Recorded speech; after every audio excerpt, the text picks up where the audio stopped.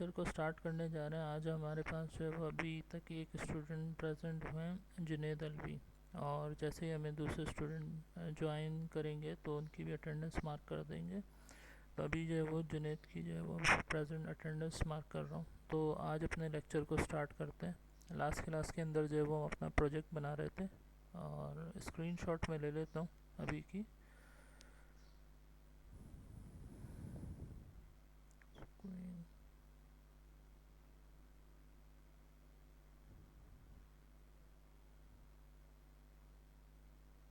तो सेव, और today class हमारी बन जाएगी 63। ठीक है,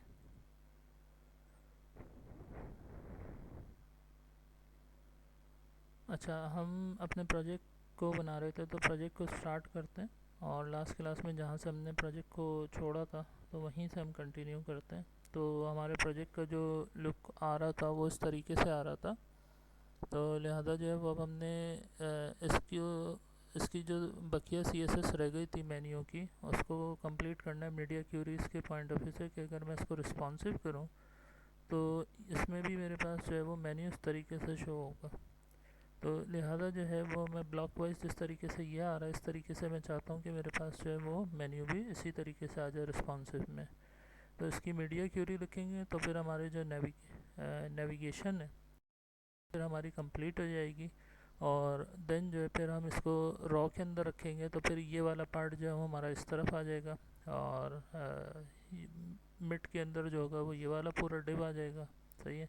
और इसी तरीके से जो हमारे पास असाइड है, असाइड जो है वो राइट हैंड साइड के ऊपर चला जाएगा और जो फुटर है वो नीचे फिक्स हो जाएगा। तो इस तरीके से जो है वो हमारी पूरी की पूरी जो है वो CSS कंप्लीट हो जाएगी। और फिर देन जो है वो हम जो हमारे कंपोनेंट पॉइंट ऑफ व्यू से फिर हम इसको कंपोनेंट पॉइंट ऑफ व्यू से CSS को देखेंगे। तो इस तरीके से जो है वो हमारा ये छोटा सा प्रोजेक्ट जो है वो कंप्लीट हो जाएगा। अब इसके अंदर जो है वो हमारे पास यहाँ पर CSS रह गई थी, मीडिया क्यूरी रह गई थी। तो मैं यहाँ पर मोबाइल के पॉइंट ऑफ व्यू से हेडिंग डाल देता हूँ ताकि आप लोगों को आसानी रहे कि जब आप CSS अप्लाई करें तो आपको पता हो कि ये जो CSS लिखी है वो किस पॉइंट ऑफ व्यू से लिखी है। अच्छा, यहाँ पर हम डाल देते हैं हेडिंग MOBILE मोबाइल।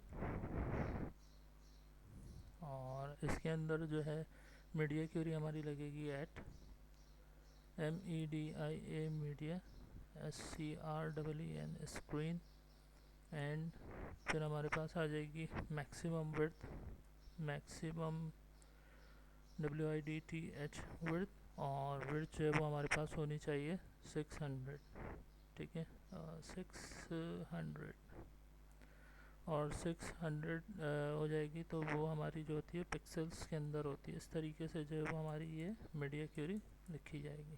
तो इसकी स्टार्टिंग और क्लोजिंग आ गई। और अब इसके बाद जो है वो हम इसके अंदर बता देते हैं कि जो हमारा UL है, UL के अंदर जो हमारी क्लास है टॉप नेफ की जो हमने लगाई थी टॉप नेफ, उसमें जो LI है उसमें जो हमारे पास राइट की क्लास है डॉट राइट RIGST राइट। और फिर उसमें फिर हमारे पास जो है UL है, UL के अंदर फिर हमारे पास जो क्लास लगी हुई है टॉप नेफ की। और देन जो है फिर उसमें LI है। और LI फिर ये तमाम के तमाम पर जो हमारी प्रॉपर्टी अप्लाई होगी वो क्या होगी कि फ्लोट नन हो जाए। जो फ्लोटिंग लेफ़्ट हुई हुई है वो फ्लोटिंग क्या हो जाए, लेफ़्ट से जो है वो बंद हो जाए। तो वो फिर ब्लॉक वाइज नीचे आ जाएगी एक दूसरे के। FLOAT फ्लोट, क्योंकि हमने लेफ़्ट किया था तो लेफ़्ट में वो लेफ़्ट की तरफ जो है जस्ट लाइक अ मेन्यू नेविगेशन पूरी फ्लोट लेफ़्ट हो गई थी। तो अब यहाँ पर जब वो रीसाइज हो तो उसकी वो फ्लोटिंग क्या हो जाए, नन हो जाए, यानी बंद हो जाए। इसको सेव करवाते हैं, इसको चेक कर लेते हैं एक मरतबा। यहाँ पर हमने करवाया इसको रिफ़्रेश। और रिफ़्रेश करवाने के बाद अब हम इसको इस तरीके से कर रहे हैं। तो अब देखें पहले जो है वो हमारे पास नेविगेशन इस तरीके से आ रही थी, अब जो है वो फ्लोट नन करवाने पर जो है वो इस तरीके से हो गई, क्योंकि हमारे पास रीसाइज हो तो रीसाइज में इस तरीके से हो जाए, ठीक है। तो जो हमने 600 रखी है, 600 मैक्सिमम विड्थ हो, तो उसके अंदर अंदर जो है वो इस तरीके से आ जाए। तो ये हमने जो है वो कंप्लीट कर ली, क्योंकि लास्ट क्लास में हमारा ये वाला पार्ट रह गया था, मीडिया क्यूरी रह गई थी, ठीक है। तो अब इसके बाद जो है वो हमारे पास सेक्शन और आर्टिकल की CSS रह गई थी, तो उसको भी कंप्लीट कर लेते हैं। सेक्शन, और सेक्शन की स्टार्टिंग होगी और क्लोजिंग होगी, और इसी तरीके से उसमें आ जाएगा डिस्प्ले। हमारे पास होता है डिस्प्ले। डिस्प्ले में क्या हो जाए, ब्लॉक मतलब शो हो, ब्लॉक का मतलब होता है ब्लॉक वाइज शो हो। तो यहाँ पर जो है वो सेक्शन इस तरीके से हो गया। इसी तरीके से हम आर्टिकल को भी रख लेंगे कि आर्टिकल के अंदर जो है वो बाय डिफ़ॉल्ट वो हमारे पास शो हो। अब जैसे हम डिव की कर रहे हैं CSS, सिमिलर इसी तरीके से इसके अंदर भी बैकग्राउंड कलर और ये तमाम फ़ॉन्ट साइजेस या फ़ॉन्ट फेस और इसी तरीके से जो है वो तमाम के तमाम जो है वो हम सेक्शन और आर्टिकल में भी यूज़ कर सकते हैं। अभी फ़िलहाल जो है मैं इसमें सिंपली कर रहा हूँ। यहाँ पर जो है वो डिस्प्ले ब्लॉक की शक्ल में जो है वो शो होना चाहिए सब जगह, रिस्पॉन्सिव हो हमारे पास, और या चाहे हमारे पास जो है वो डेस्कटॉप स्क्रीन हो या मोबाइल स्क्रीन हो, उसके अंदर जो है वो सब तरीके से सही तरीके से हमारे पास उसका रिज़ल्ट शो हो। तो यहाँ पर हम ले लेते हैं आर्टिकल, ARTICLE आर्टिकल,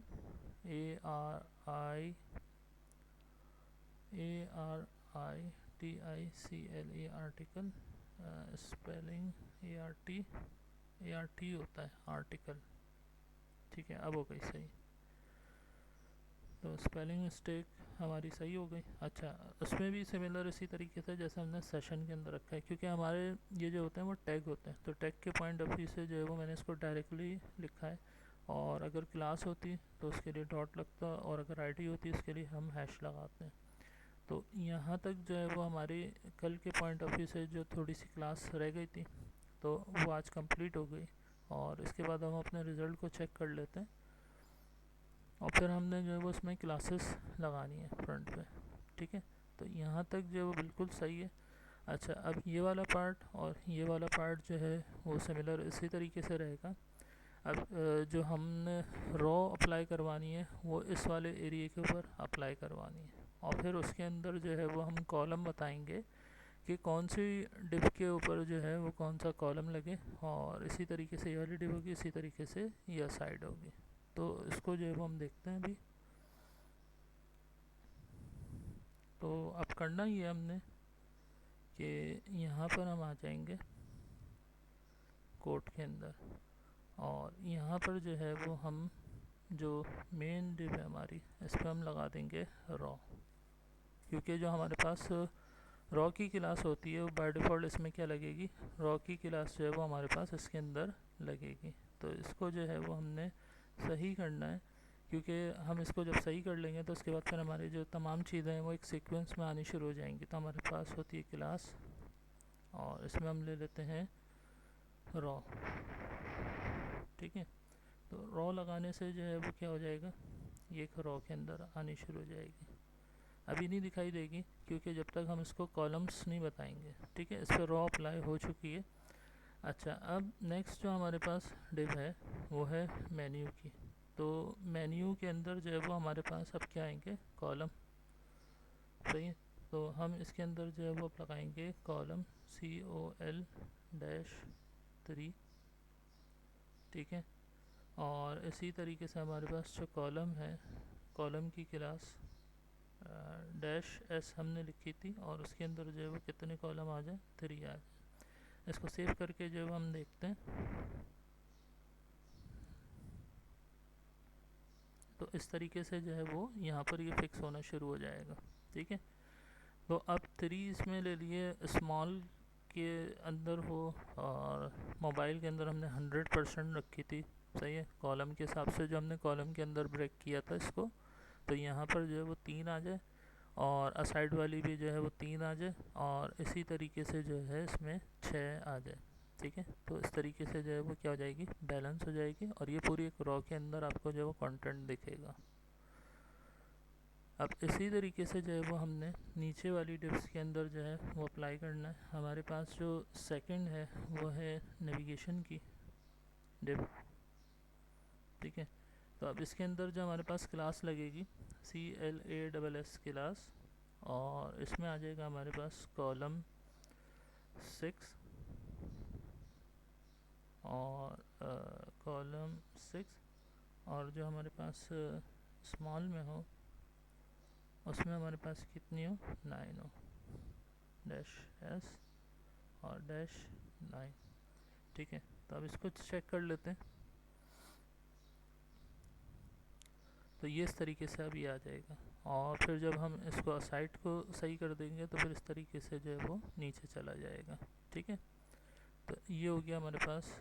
अब इसी तरीके से जो है वो हमारे पास दूसरी डिप है, उसको हम देखते हैं।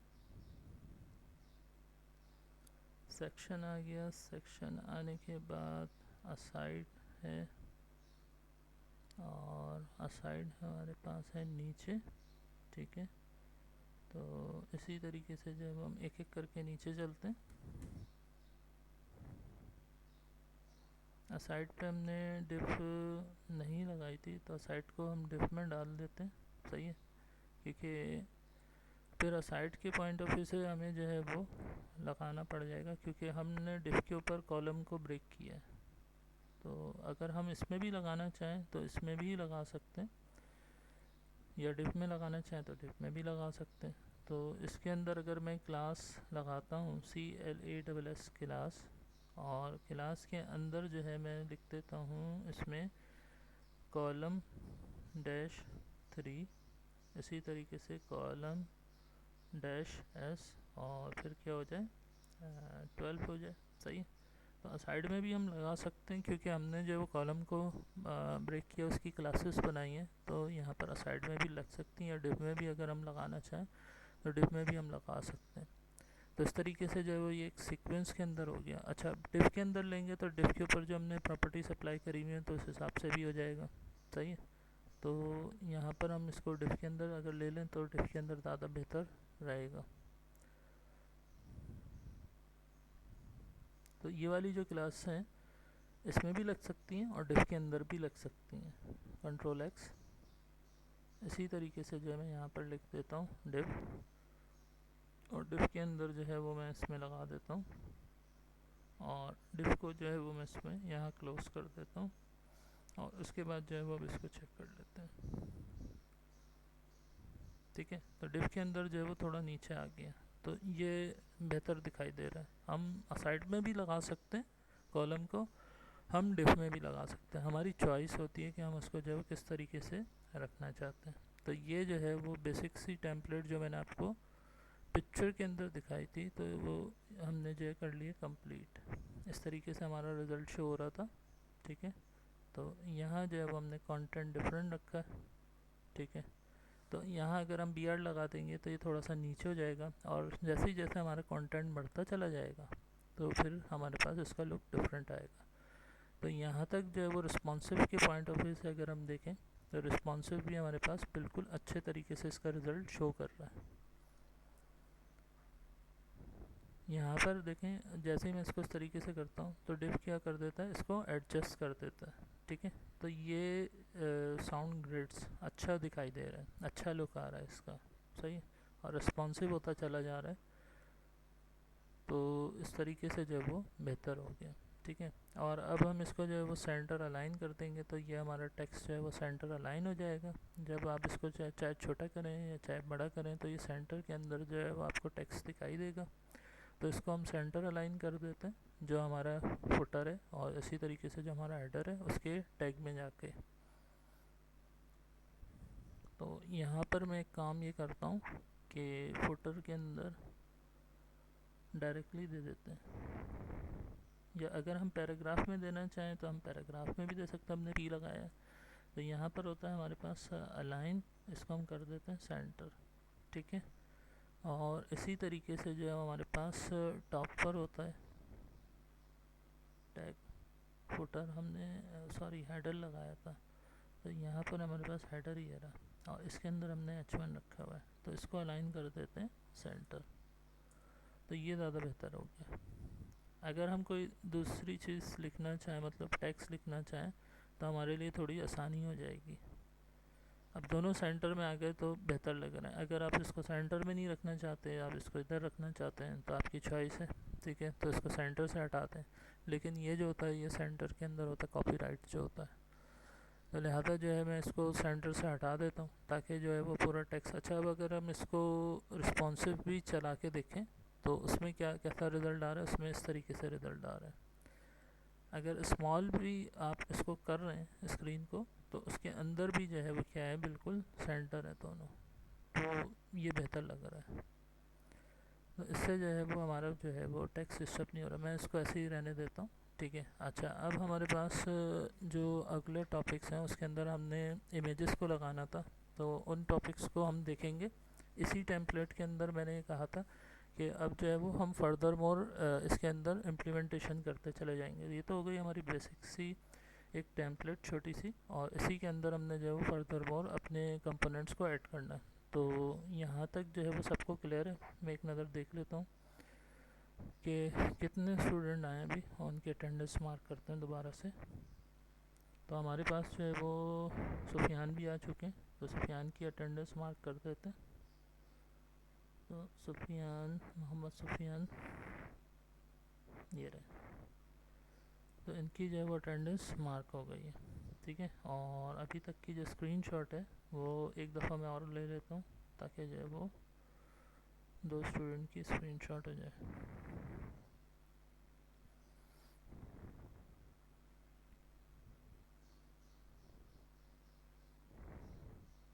तो यहाँ पर हम करवा देते हैं सेव।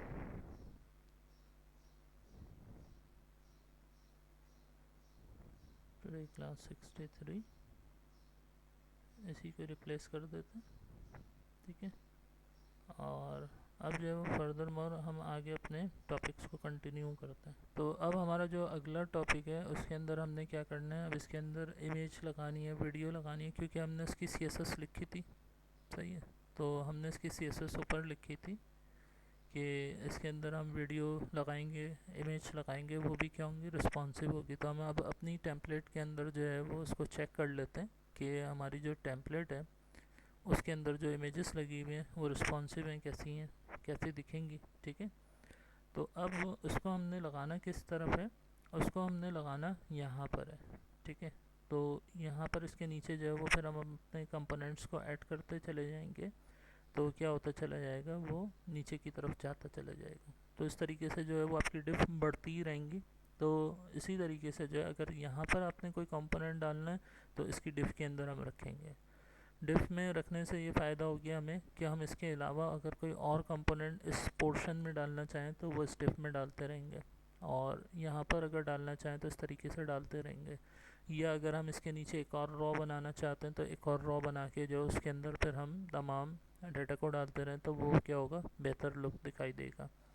तो हमारी बाज़ दफ़ा क्या चॉइस होती है कि अगर हमें एक और रॉ चाहिए, क्योंकि हमने इसको अब एक रॉ के अंदर 3 डिव्स को डाल दिया, और फिर हमने उसके बाद उन डिव्स को जो है वो बता दिया कि भाई इसमें जो है वो 3 कॉलम, इसमें जो है वो 3 कॉलम, इसके अंदर जो है वो हमारे 6 कॉलम। तो ओवरऑल कितने हो गए, 12 कॉलम डिवीज़न हो गई। तो इस तरीके से 3 के 3 डिव्स जो है वो एक रॉ के अंदर लग गए। अब ये हमारी प्रोजेक्ट की रिक्वायरमेंट के ऊपर डिपेंड करता है कि हमें जो वो दूसरी रो बनानी है, या ये जो पहली रो बनी हुई है इनके डिव्स के अंदर काम करना है। तो ये हमें खुद देखना होता है कि हमारी प्रोजेक्ट की रिक्वायरमेंट का स्कोप क्या है, उस हिसाब से फिर हम अपने डाटा को रखना शुरू कर देते हैं। तो मैं भी फ़िलहाल जो है वो एक ही रो के अंदर मिड वाले डिव के अंदर जो है वो तमाम कंपोनेंट्स को डालता रहूँगा, तो वो बढ़ जाएगा। तो ये आहिस्ता आहिस्ता जो है वो नीचे जानी शुरू हो जाएगी, और फिर जो है वो यहाँ पर क्या होगा, साइटों में गैप होगा। तो अगर हमें फिर कोई दूसरी रॉ बनानी होती है तो फिर हम क्या करते हैं, इसी के अंदर जाकर जो है वो एक रॉ बना देते हैं। हम ये भी कर सकते हैं। तो यहाँ पर भी जो है वो एक रॉ के अंदर दिखाई देगा। तो हम जो है वो अभी फ़िलहाल मैं इस डिफ के अंदर काम करना पसंद करूँगा, इसके अंदर इमेज लगाऊँगा, और इसके अंदर जो है वो फिर वीडियो को लगाते हैं और उसको चेक करते हैं। तो अब यहाँ पर हमें जो हमारा डिव है उसके अंदर जाना है, जिसके अंदर हमारा जो है वो सेशन और आर्टिकल है। तो हमारा डिव है ये वाला, सही है।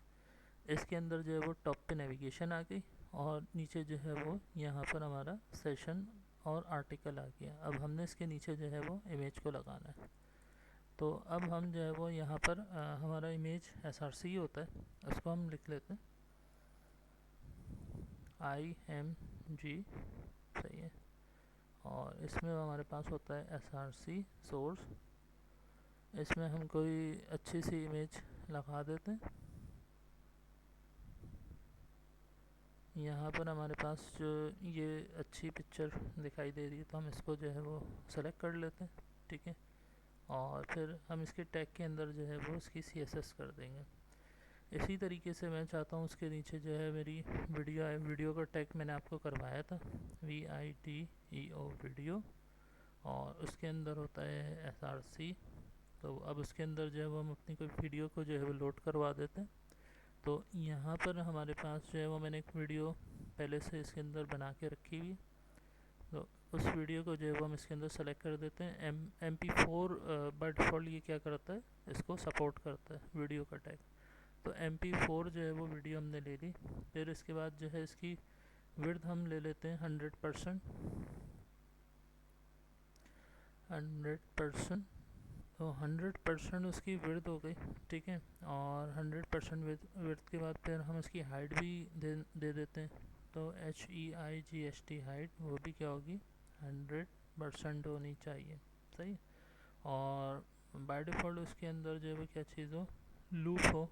ये मैंने आपको क्लास के अंदर बताया था कि लूप से क्या होता है, मुसलसल वो वीडियो चलती रहती है। उसके अंदर मुझे कंट्रोल्स चाहिए, सही है।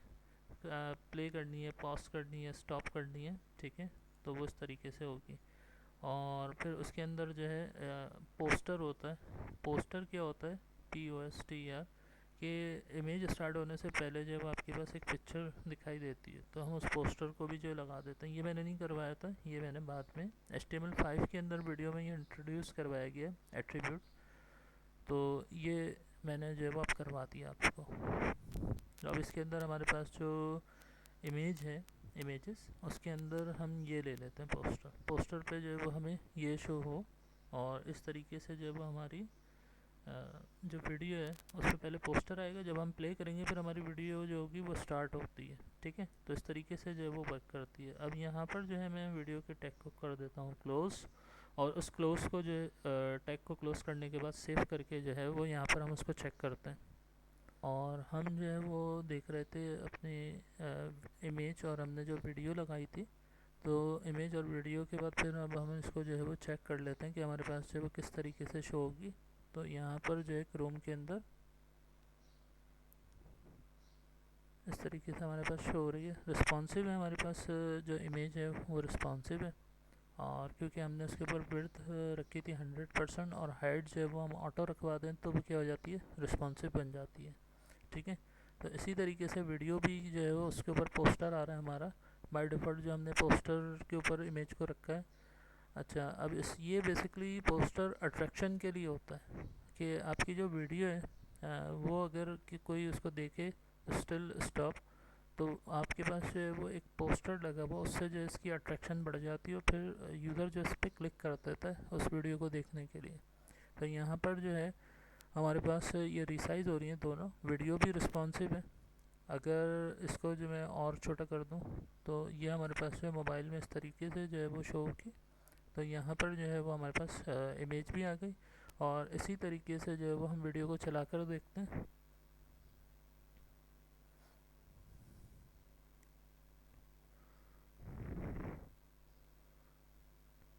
ठीक है, तो ये हमारे पास एक नाइस सी जो है वो वीडियो, और बिल्कुल स्मूथली ऐसी उसकी साउंड के चुभे भी नहीं और रिस्पॉन्सिव है। तो ये जो है वो फिर हमें जो है वो बेहतर लगती है, और हमारे साथ पास जो इमेज है वो भी क्या हो रही है, रिस्पॉन्सिव उसका रिज़ल्ट है। अब हमारा जो फुटर है ऑटोमेटिकली वो नीचे जाता चला जाएगा, क्योंकि हमारा जो कंटेंट है जब वो वेब पेज के अंदर आ जाएगा तो अब इससे जो है वो आपको हेडर और फुटर जो है वो अपनी पोजीशन के ऊपर सही तरीके से शो हो जाएंगे, सही है। ये हमारे पास जो है वो नेविगेशन हो गई, और इसी तरीके से जो है वो हमारे पास ये मेन्यू आ गया, और यहाँ जो है वो हमारे पास असाइड आ गया। अच्छा, हम जो है वो इमेज और वीडियो के ऊपर जो है वो CSS करने जा रहे हैं, क्योंकि वो बिल्कुल सिंपल सी दिखाई दे रही है, तो मैं चाहता हूँ कि थोड़ा सा जो उसका लुक हो वो और बेहतर हो जाए। ठीक है, तो यहाँ पर हमने इसको रिस्पॉन्सिव तो कर दिया था। ठीक है, तो अब मैं चाहता हूँ इसके ऊपर जो है वो मुझे शेडो दिखाई दे। सही है, तो उसके लिए हमारे पास इसके अंदर प्रॉपर्टी होती है बॉक्स डैश शेडो। ठीक है, और बॉक्स डैश शेडो के अंदर जो है वो मैं प्रॉपर्टी दे देता हूँ इसमें 0 और 1 px। इसी तरीके से जो है वो 2 px, ये मैंने बताया था आपको, कोऑर्डिनेट्स होते हैं एक्स और वाई के, और फिर इसके अंदर जो है वो कलर आता है RGBA कलर। ठीक है, RGBA कलर के अंदर जो है वो हम शेडो दे देते हैं 0, 0, 0, और 4 इसके अंदर जो होते हैं वो RGB और अल्फ़ा के पॉइंट ऑफ व्यू से दिया जाता है, तो 0.50। ठीक है, तो इस तरीके से जो हमारे पास ये बन जाएगा बॉक्स शेडो।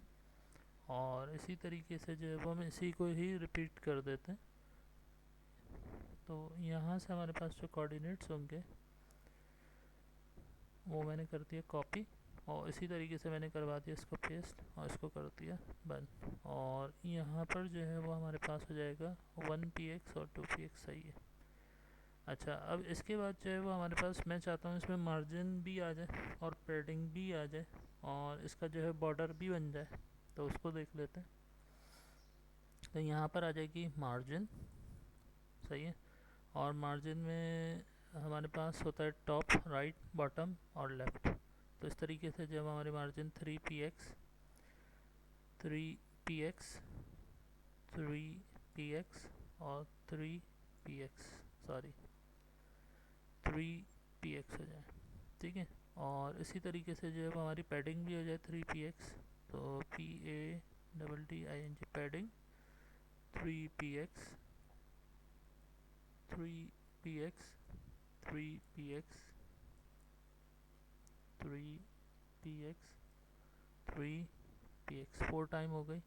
और देन जो है मैं चाहता हूँ इसमें जो है वो बॉर्डर बन जाए BORDER बॉर्डर, और बॉर्डर के अंदर हमारा हो जाए सॉलिड SOLID सॉलिड, और उसकी जो विड्थ हो बॉर्डर की 1 px हो, थोड़ी सी लाइन जो है वो हमें दिखाई दे।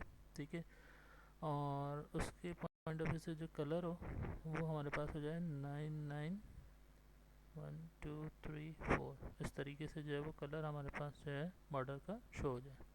ठीक है, और उसके अंदर जैसे ही इमेज पर मेरा जो कर्सर जाए तो कर्सर जो है वो कर्सर चेंज हो जाए।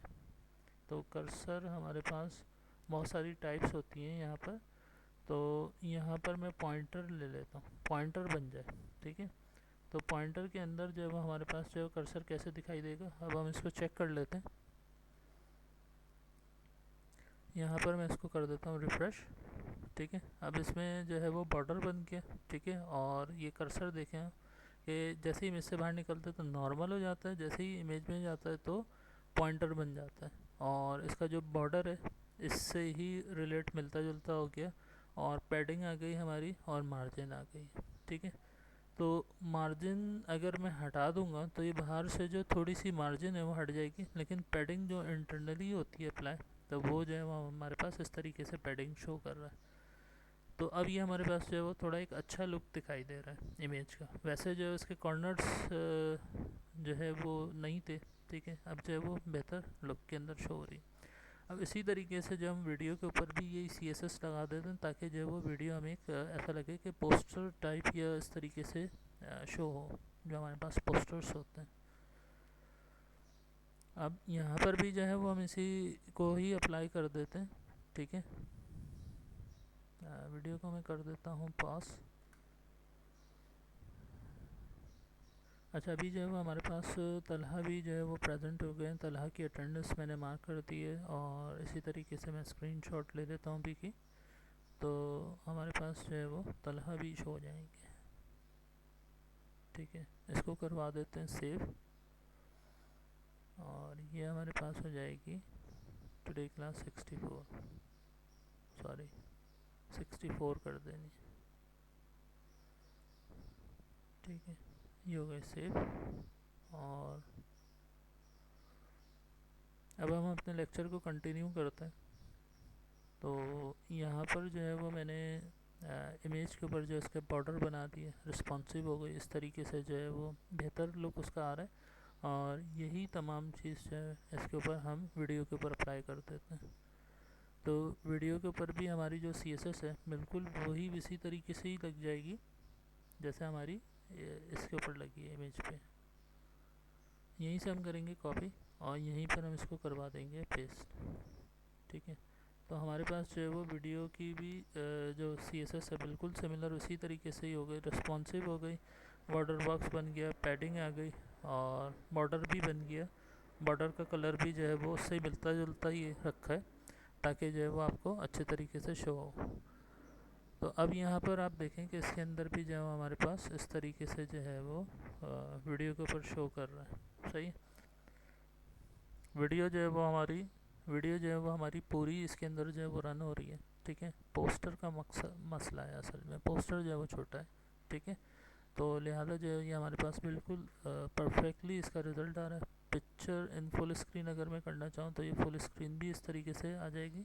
ठीक है, और यहाँ पर अगर मैं इसको क्लोज़ कर दूँ तो ये इस तरीके से क्लोज़ हो जाएगी। और ये इसके ऑप्शन है, इसको मैं अगर फुल स्क्रीन करना चाहूँ तो फुल स्क्रीन भी हो जाएगा। सही है, एस्केप करने से और एस्केप प्रेस करने से जो है वो बंद नहीं हो रहा। यहाँ से जो है वो फिर इसको क्लोज़ करके हम इसको बंद कर सकते हैं। तो इस तरीके से जब उसका रिज़ल्ट शो हो रहा है, आई थिंक सो उसकी इमेज का मसला है, इमेज छोटी है तो इस वजह से जो है उसके अंदर छोटी दिखाई दे रही है और उसकी लेंथ के मुताबिक होगी तो फिर वो सही दिखाई देगी। ठीक है, अच्छा अब नेक्स्ट हमारे पास जो हमने चीज़ देखनी है वो है फ्लिपकार्ट। अच्छा, ये आपके प्रोजेक्ट के सिनेरियो के हिसाब से अगर आपने कोई इमेजेस लगानी है अपने प्रोजेक्ट के अंदर या वीडियो लगानी है तो आप इस तरीके से जो है वो उसकी CSS करके अपने प्रोजेक्ट में लगा सकेंगे। और इसी तरीके से आपके पास जो प्रोजेक्ट्स आते हैं दूसरे उसमें सिनेरियो आता है कि प्रोडक्ट्स और प्रोडक्ट्स की प्रॉपर्टी। ठीक है, तो इस तरीके से जो है वो मुझे एक फ्लिपकार्ट समझ में आ रहा था कि उसको जो ऐड किया जाए ताकि उसको आप अपने प्रोजेक्ट के अंदर यूटिलाइज़ करवा सकें। तो उसको हम देख लेते हैं। तो सबसे पहले जो है वो डिफ बना लेंगे हम इसी के अंदर और डिफ के अंदर फिर इमेज को रख देंगे और फिर उसके अंदर जो है वो टेक्स्ट जो उसके पीछे शो होगा और इस तरीके से जो हम उसको बनाने की कोशिश करते हैं। क्या होगा, एक इमेज होगी, इमेज के ऊपर जैसे ही मैं अपना कर्सर लेकर जाऊंगा तो वो रोटेट करेगी, रोटेट करते के साथ ही जो है वो उसमें जो टेक्स्ट लिखा हुआ होगा तो वो टेक्स्ट शो होगा। अब उसमें होता ही है कि आपके प्रोजेक्ट में सिनेरियो इस तरीके से होता है कि आपको जो है वो प्रोडक्ट्स और प्रोडक्ट्स की डिटेल दिखानी होती है, उसके अंदर वो बेहतरीन रहेगा। सही है, तो इस तरीके की जो है वो एक एग्जांपल हम इसके अंदर और ऐड करवा देते हैं ताकि जो है वो आपको अपने प्रोजेक्ट के अंदर आसानी रहे। बाज़ दफ़ा ऐसा होता है कि प्रोडक्ट की गैलरी दिखानी होती है तो आप बहुत सारी प्रोडक्ट्स लगा के और उसकी डिटेल्स डिस्क्रिप्शन उसी के साथ ही रख देंगे तो वो आपको उसके रिज़ल्ट में शो कर देगा। तो अब यहाँ पर जो है डिव ले लेते हैं क्योंकि हम जो है वो मेन मिड डिव के अंदर ही काम कर रहे हैं तो यहीं पर ही जो है मैं डिव रखूँगा। ठीक है, तो हमारी जो है वो रॉ के पॉइंट ऑफ व्यू से सीक्वेंस रहेगी। अब इसके अंदर जो है मैं ले लेता हूँ डिव और एक डिव हो गया। तो अब उसके अंदर जो है वो एक इनर डिव बनता है सबसे पहले, तो एक और डिव ले लेते हैं। ठीक है, इसी तरीके से जो है वो फ्रंट के ऊपर जो है वो आपको पिक्चर दिखाई दे तो पिक्चर के पॉइंट ऑफ व्यू से क्या होगा, तो उसका वो फ्रंट वाला डिव जो है वो आ जाएगा पिक्चर वाला। तो एक हमारा हो गया कार्ट का डिव। सही है, एक हो गया हमारा इनर डिव और एक हो गया हमारा फ्रंट का डिव। ठीक है, और उसके अंदर फिर आ जाएगी हमारी इमेज और इमेज के बाद फिर जो है वो बैक साइड का डिव आएगा। ठीक है, तो एक और डिव आ जाएगा, इसके अंदर हमने रखनी है इमेज। सही है, तो इमेज को मैं भी लिख दूंगा, यहाँ पर मैं थोड़ा सा गैप दे देता हूँ ताकि जो है वो आइडिया रहे कि हमने जो इसके अंदर अब डिव के अंदर जो है वो हमारा टेक्स्ट आ जाएगा। सही है, जो भी प्रोडक्ट से रिलेटेड इन्फॉर्मेशन होगी वो आ जाएगी इस डिव के अंदर। ये वाला डिव पहले बंद हो जाएगा। ठीक है, तो जब ये वाला डिव बंद होगा तो फिर हमारे बकिया भी डिव क्या हो जाएंगे, क्लोज हो जाएंगे। तो ये हमारा जो फ्रंट वाला डिव है इसको सी के साथ बंद कर देते हैं। तो फ्रंट वाला डिव का जो भी पार्ट होगा उसमें इमेज शो हो रही होगी वो उसके अंदर होगी और बैक एंड में होगी, ठीक है। तो दो डिफ जो है वो फिर क्या हो जाएंगे, नीचे इस तरीके से क्लोज हो जाएंगे।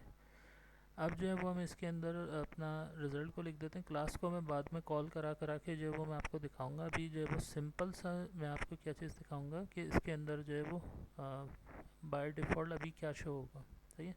तो इमेज आ जाएगी, इमेज के बाद फिर हमारे पास होता है एसआरसी। एसआरसी के अंदर जो है वो हम इमेज ले लेते हैं। तो यहाँ पर हमारे पास फ्लावर ले लेते हैं, सही है। फ्लावर ये वाला ले लेते हैं, ठीक है। तो ये अच्छा दिखाई देगा और इसके साथ जो है फिर हम इसकी विड्थ और हाइट भी दे देते हैं।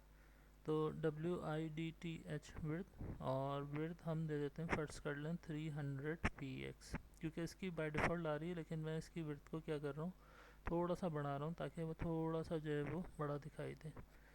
अच्छा, अब यहाँ पर भी जो है वो हम इसको बाय डिफ़ॉल्ट 300px ही ले लेते हैं ताकि जो है वो उसकी हाइट और विड्थ क्या रहे, सिमिलर है, ठीक है। तो इस तरीके से जो है वो इमेज का टैग बंद कर देते हैं और यहाँ पर जो है वो हमारी इमेज आ गई, सही है। और यहाँ पर हमारा जो डिव है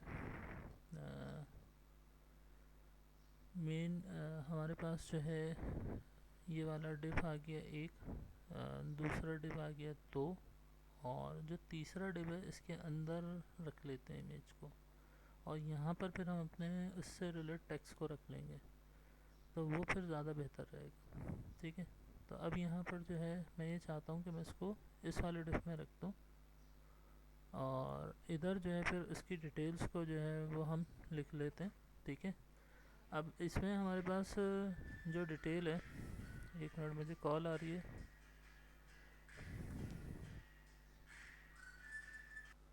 अच्छा, अब यहाँ पर जो है वो मैं चाह रहा हूँ कि ये डिफ और इस डिफ के अंदर जो है वो दूसरा डिफ, तीसरे डिफ के अंदर जो है वो हमारी इमेज आ रही है और चौथे डिफ में जो है वो हम उसकी डिस्क्रिप्शन लिख देंगे, ठीक है।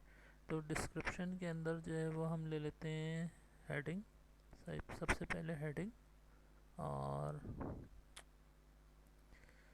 यहाँ पर हमारे पास आ जाएगा H1 हेडिंग, और इसी तरीके से हमारे पास हेडिंग 1 जो है वो यहाँ पर बंद हो जाएगी। अच्छा, अब यहाँ पर हमारे पास जो है यह है सनफ्लावर की पिक्चर है, तो सनफ्लावर, और फर्स्ट कर लें, यहाँ पर मैं लिख देता हूँ P, और दिस इस बिलोंग्स टू सनफ्लावर। तो यहाँ पर जब हमने एक सिंपल सा एक सेंटेंस ले लिया। अब जैसे आपकी कोई कार से रिलेट अगर कोई प्रोजेक्ट है तो कार की डिस्क्रिप्शन आप इस तरीके से जो है वो रख देंगे, ठीक है। या जो है वो आपकी कोई सी भी प्रोडक्ट है, प्रोडक्ट से रिलेटेड उसकी डिस्क्रिप्शन है, वो आप इस तरीके से इसमें क्या कर देंगे, रख देंगे, ठीक है। तो अब इससे रिलेटेड जो हमारी CSS है तो उसको हम देखते हैं। अभी यहाँ तक हम इसको इतना ही रखते हैं और अब इसकी CSS को हम देख लेते हैं। तो यहाँ पर जो CSS के पॉइंट ऑफ व्यू से मैं नीचे इसको लिखूँगा CSS को।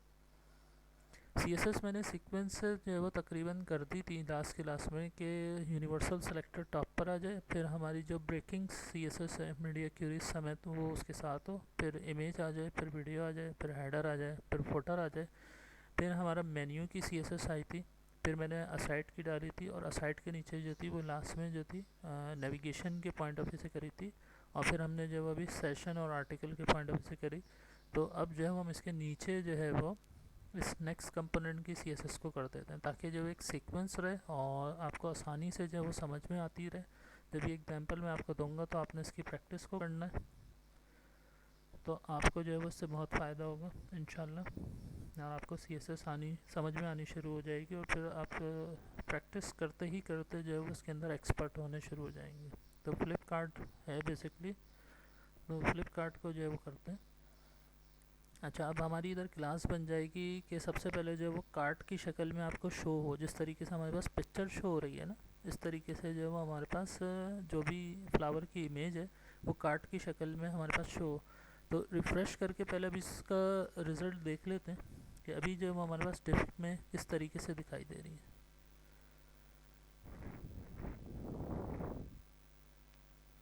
तो यहाँ पर अभी डिव के अंदर इस तरीके से दिखाई दे रही है, ठीक है। और जब मैं इसके ऊपर लेकर जाऊँ तो ये क्या करे, रोटेट करे और ये वाला टेक्स्ट इसके पीछे हो, सही है। तो इसी तरीके से जो भी आपकी प्रोडक्ट होगी, प्रोडक्ट आपको शो होगी और प्रोडक्ट में फिर उसका रिज़ल्ट जो होगा वो फिर आपको शो होगा, सही है। तो इस तरीके से जब आपकी जो रिक्वायरमेंट होती है प्रोजेक्ट की वो कंप्लीट हो जाएगी, ठीक है। ये हमारे पास नॉर्मल सी इमेज है और ये हमारे पास वीडियो है। और इसी तरीके से जो ये फ्लिप रोटेट जो है वो हमारे पास फ्लिपकार्ट टाइप जो है वो प्रोडक्ट के पॉइंट ऑफ व्यू से बन जाएगी। तो अब यहाँ पर जो है हम इसकी CSS को लिखते हैं, ठीक है। डॉट हम इसमें क्लास ले लेंगे फ्लिपकार्ट, सही है। तो dot FLIP flip dash CART card, इस तरीके से हो गई, इसकी स्टार्टिंग हो गई, इसकी क्लोजिंग हो गई, सही है। और बैकग्राउंड कलर आ जाएगा इसमें BACK background colour. Background colour जो है वो हम रख लेते हैं ट्रांसपेरेंट, सही है। तो ट्रांसपेरेंट हो, इसी तरीके से इसकी जो विड्थ हो, बाय डिफ़ॉल्ट वो इमेज के पॉइंट ऑफ व्यू से उठा रहा है लेकिन रिस्पॉन्सिव है वो भी, सही है। क्योंकि हमने इमेज के टैग के ऊपर जो है वो रिस्पॉन्सिव बनाई थी, तो वो रिस्पॉन्सिव भी होगी। WIDTH बाय डिफ़ॉल्ट जो हम इसको देंगे तो वो इस तरीके से होगी। यहाँ पर हम दे देते हैं 300px, सही है। और इसी तरीके से जो हम इसकी हाइट दे देते हैं HEIGHT हाइट, ठीक है। हाइट में भी हम रख देते हैं 300px। और यहाँ पर जो है एक प्रॉपर्टी होती है पर्सपेक्टिव, वो हम दे देते हैं PERSPEC पर्सपेक्टिव। और पर्सपेक्टिव में हम दे देते हैं इसको 1000px, सही। और इसकी सबसे पहले जो है प्रॉपर्टी को हम कॉल करेंगे पहले वाले डिव के अंदर, तो उसके अंदर जो है हम इसको अप्लाई करके देखते हैं। सेव करवाया और यहाँ पर जो हमारा पहला डिव है, इस पहले डिव में हमारे पास आ जाएगी क्लास फ्लिपकार्ट FLIP, सही। और इसको हमने करवा दिया सेव। और सेव करवाने के बाद इसके पहले रिज़ल्ट को जो है वो हम देखते हैं, ठीक है। तो इस तरीके से जो है वो छोटा हो गया, इसके ऊपर हाइट और विड्थ हमने दे दी, ठीक है। कार्ड टाइप जो है छोटा हो जाएगा बाय डिफ़ॉल्ट। अच्छा, रिस्पॉन्सिव ही है क्योंकि इमेज के पॉइंट ऑफ व्यू से जो है वो रिस्पॉन्सिव है, देखें छोटा बड़ा हो रहा है। अच्छा, मैं अभी जो है वो वीडियो को कर रहा हूँ पॉज और फिर हम कंटिन्यू करेंगे, ठीक है। तो अभी जो है वो हमारे पास मदर ने हमें ज्वाइन किया तो इनकी अटेंडेंस मार्क हो गई है। उसके बाद हम अपने रिज़ल्ट को देख रहे थे। यहाँ पर जो है फ्लिप कार्ड जो है वो मैं अप्लाई करवा रहा हूँ और यहाँ पर हमने इसको जो है वो रिसाइज़ किया था। इसकी अभी जो है वो क्लास बनाई और ये रिस्पॉन्सिव है हमारे पास। अच्छा, यहाँ पर जो इमेज जो है वो फुली रिस्पॉन्सिव जो है वो वर्क कर रही है, ठीक है। अब इसके बाद जो है वो हमने अगली क्लास को उसकी देखना है और उस क्लास को जो है इसके ऊपर अप्लाई करवाना है। तो अब जो हमारे पास अगली इनर क्लास है और इसी तरीके से हमारे पास जो हमारी आउटर क्लास है उसको जो है वो हमने देखना है, ठीक है। तो यहाँ पर हमारी एक क्लास अप्लाई हो गई। अब हम दूसरी क्लास को बनाते हैं और फिर दूसरी क्लास को जो है वो नीचे वाली डिव्स के ऊपर अप्लाई करेंगे। तो अब हमारे पास होता है फ्लिपकार्ट इनर जो इंटरनली अप्लाई होगी। Dot FLIP flip dash CART card dash inner. इसकी स्टार्टिंग और क्लोजिंग हो गई, ठीक है। अब इसके अंदर हमारे पास आएगी पोजीशन। पोजीशन हमारी होगी, देख लेते हैं, POSITION पोजीशन। और पोजीशन में हम ले लेते हैं इसके अंदर रिलेटिव। रिलेटिव जो होती है एक बात के ऊपर चलती है, मैंने पोजीशंस वाले चैप्टर के अंदर जो है वो एनिमेशन में भी पोजीशंस पे डिस्कशन करी थी, ठीक है। तो अब इसके बाद हमारे पास है विड्थ, WIDTH विड्थ। और विड्थ जो है वो हम ले लेते हैं 100%, ठीक है। और इसी तरीके से जो है वो हम ले लेते हैं हाइट, HEIGHT हाइट। हाइट हम ले लेते हैं 100%, ठीक है। तो अब जो है वो हमारी हाइट फिर जो है वो अप्लाई हो गई।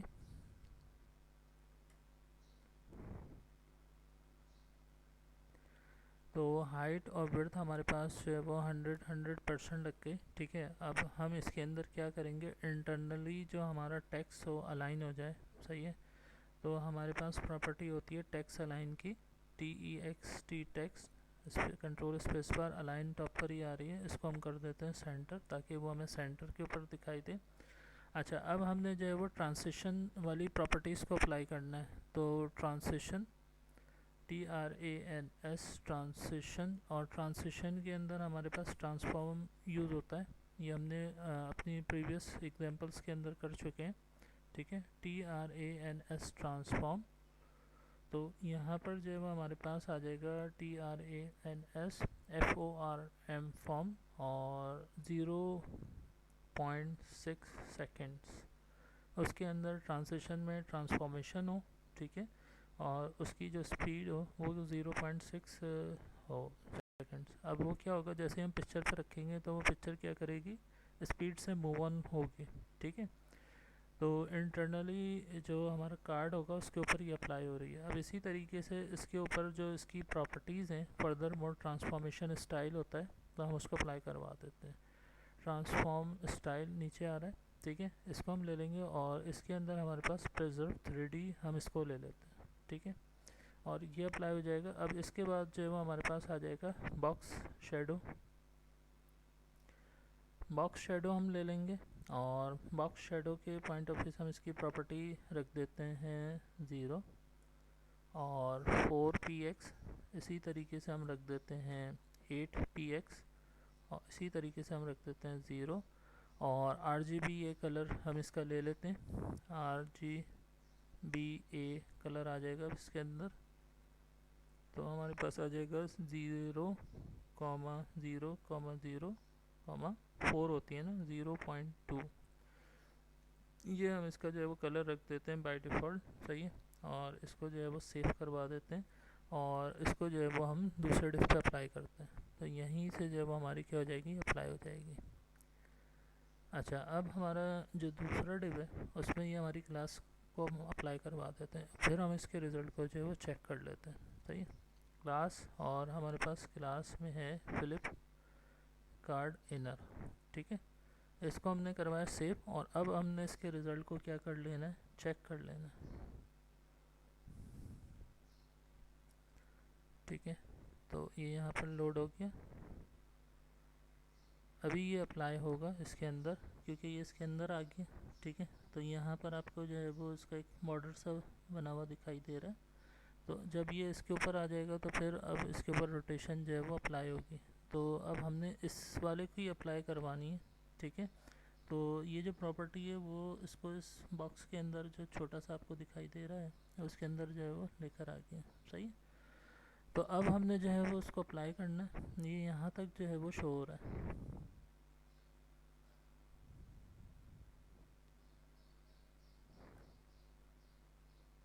अच्छा, अब हमने जो है इसके ऊपर रिजल्ट्स अप्लाई करवा दिया, और अब हमने इन दोनों के ऊपर जो है वो क्या चीज़ अप्लाई करवानी है, होवर के ऊपर और इनर के ऊपर जो है वो हमारी रोटेशन हो, सही, और रोटेशन अप्लाई करवाएंगे। अब तो उसकी क्लास को लिख लेते हैं, फिर उसके ऊपर जो है वो रोटेशन जो है वो आ जाएगी।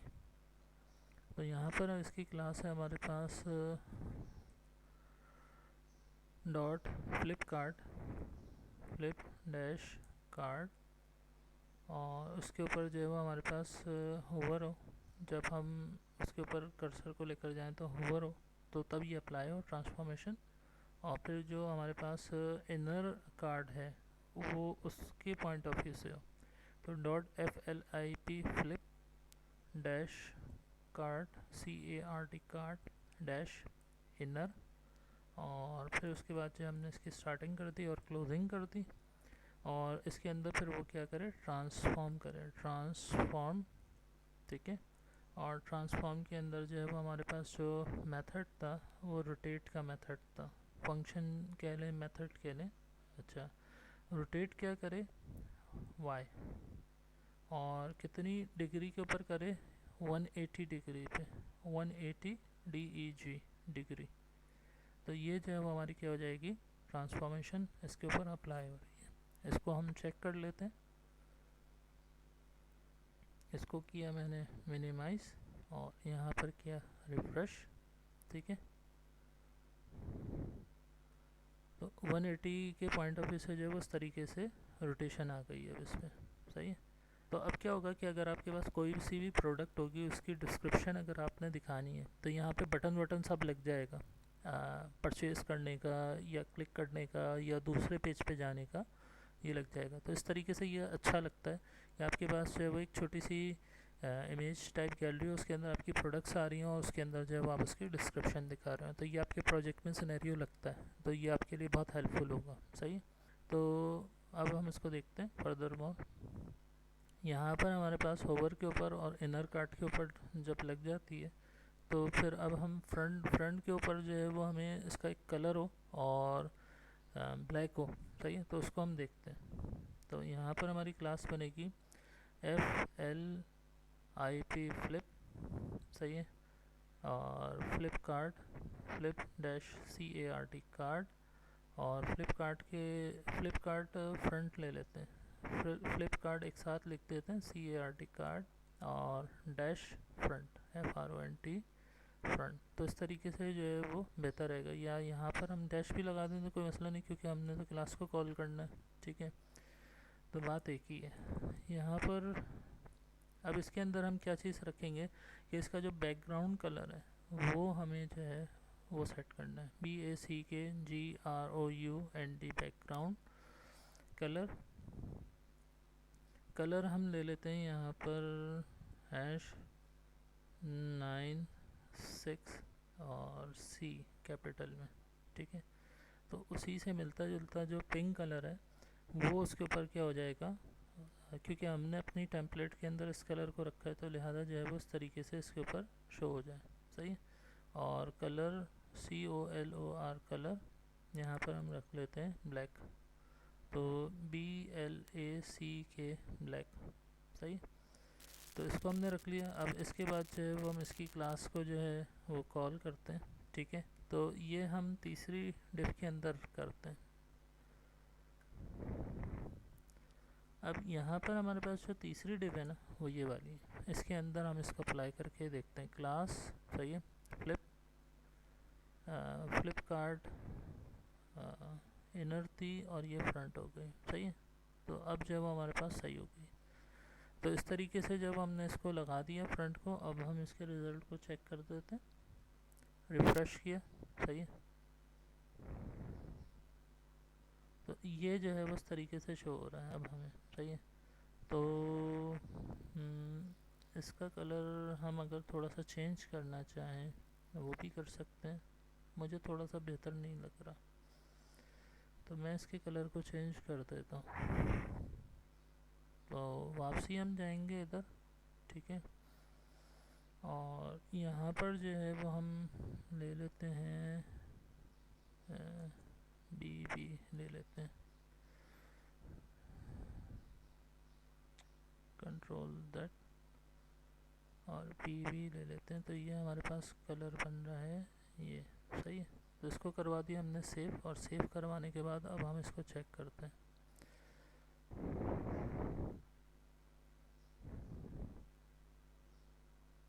अब जो है वो हमारे पास ग्रे कलर जो है वो ज़्यादा बेहतर लग रहा है, सही है, ठीक है।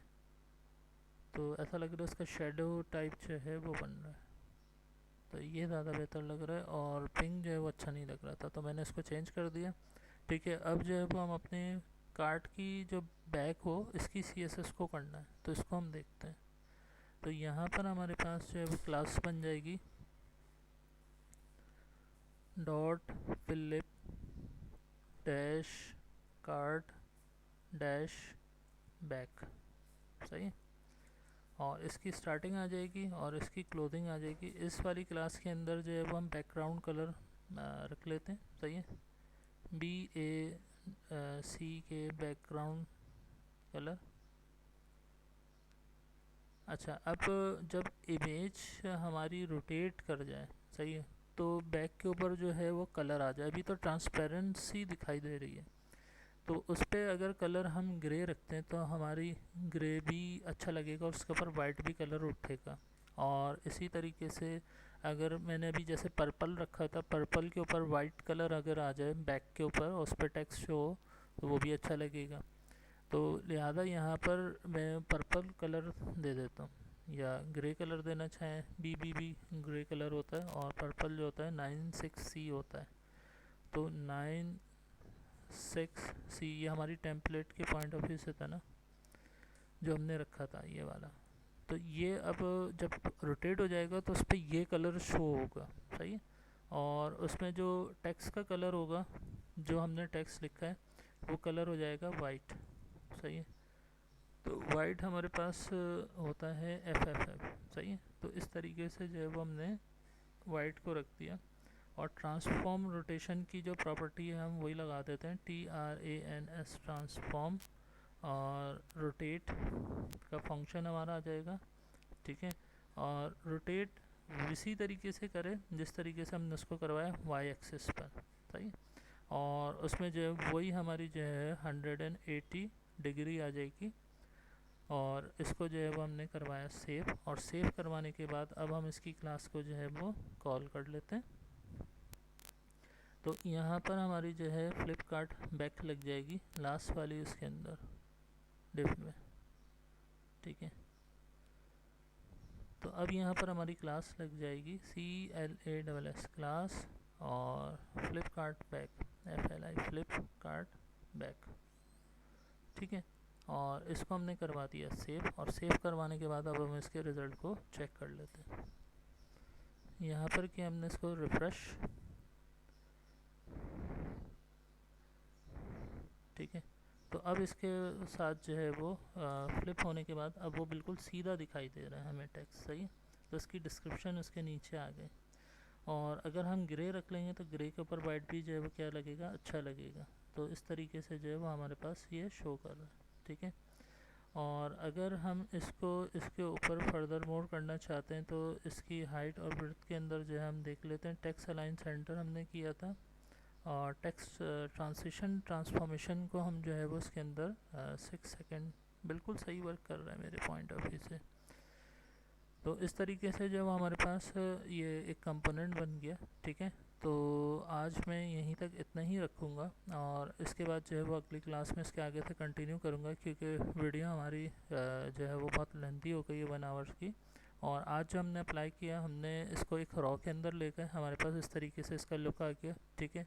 हमने जो है वो इसको रिस्पॉन्सिव पॉइंट ऑफ व्यू से सेट भी किया, हमारी जो नेविगेशन थी वो इस तरीके से शो हो रही है। और जैसे ही रिस्पॉन्सिव है, फुली रिस्पॉन्सिव है, अगर मैं इसको रीसाइज़ करूं तो ये मेरे पास नॉर्मल हो जाती है, 600 के पॉइंट ऑफ व्यू से फिर क्या हो जाती है, ऑटो एडजस्ट हो जाती है। तो ये हमने देखी। देन फिर हमने उसके बाद क्या चीज़ देखी थी, फिर हमने अपनी इमेजेस जो है वो इमेजेस अप्लाई करवाई थी, इसके बॉर्डर्स बनाए, ठीक है, इसको रिस्पॉन्सिव बनाया। इसी तरीके से वीडियो पे पोस्टर अप्लाई किया।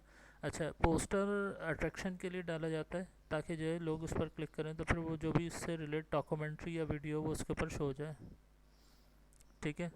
तो ये हमारी वीडियो थी, इसके अंदर इसकी प्रॉपर्टीज़ जब लोड हो जाती हैं तो इसके अंदर पिक्चर आ जाती है, ठीक है। और यहाँ पर इसकी फर्दर मोर प्रॉपर्टीज़ हैं, ये भी मैंने अप्लाई करवाई।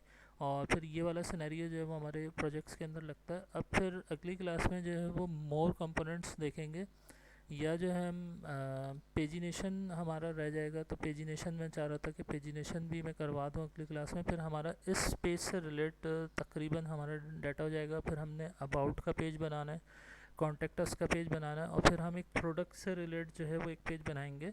तो इस तरीके से ये तमाम सिनेरियो आपके जो प्रोजेक्ट आएगा उसके अंदर लगेंगे। तो ये एग्जांपल्स आपके लिए बहुत हेल्पफुल हो जाएगी, ठीक है। तो यहाँ तक मैं आज अपने लेक्चर को स्टॉप करूँगा।